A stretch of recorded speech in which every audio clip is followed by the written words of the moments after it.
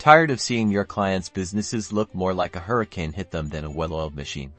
Let's transform that chaos into calm by setting up follow-up posts the right way for them. First, account setup. Head over to follow-up.com and sign up for a new account using your client's business information. This is crucial for proper branding and billing during sign-up. Make sure to select the plan that best suits their needs based on the size of their team and the features they require.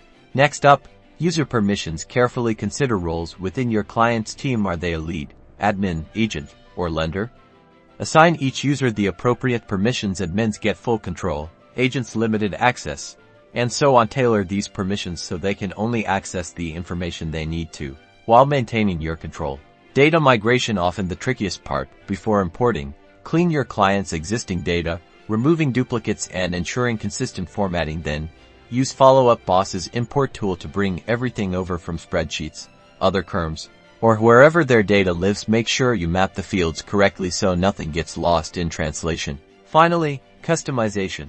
This is where you make Follow-Up Boss truly theirs. Set up custom fields to track specific information relevant to their business. Customize their lead flow and deal stages to reflect their unique sales process. Add custom email templates they use the most. And there you have it, a perfectly configured Follow-Up Boss account, ready to empower your clients to close more deals and build stronger relationships. Now they can finally sip that coffee in peace. Don't forget to subscribe for more CRM tips and tricks.